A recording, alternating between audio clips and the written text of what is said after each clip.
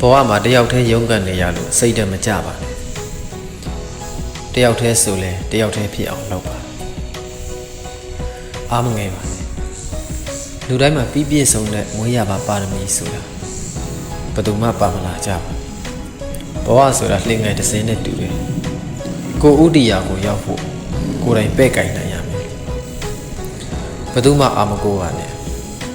ငွေမရှိရင်လောကကြီးမှာနေရတာမျက်နှာငယ်တယ်အရှိဆိုတာလဲငွေရှိမှအရှိရှိတာ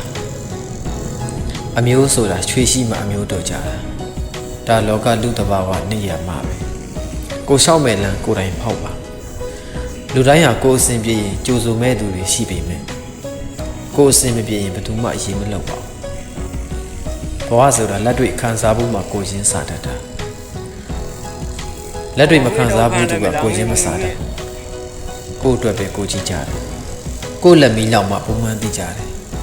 အပြောကောင်းတဲ့လူတွေကိုသတိထားပါအပြုံးချွချွလေးနဲ့လှုပ်ရှားသူတွေကိုသတိထားပါကိုဘဝမြင့်အောင်ဘယ်ဖန်ဆင်းရှင်မှလုံးမပေးနိုင်ပါဘူးနေ့ကြီးလောက်တာနော်ကိုသားလျင်ကိုယ့်ရဲ့ဖန်ဆင်းခြင်းအစစ်ဖြစ်ပါတယ်ပြရလဲပြလားဘဝဆိုတာနှိမ့်လိုက်မြင့်လိုက်ပါပဲအမြဲတမ်းနှိမ့်ချမနေပါဘူးဒါတစ်ခါတည်းဘုံရေးဆောင်ရတာမလို့အပြောင်းလဲဆိုတာအမြဲရှိတယ်သင်ခန်းစာတွေယူထည့်ရင်ရမယ်ဘာပဲဖြစ်ဖြစ်လောကဇက်ကုန်မှာ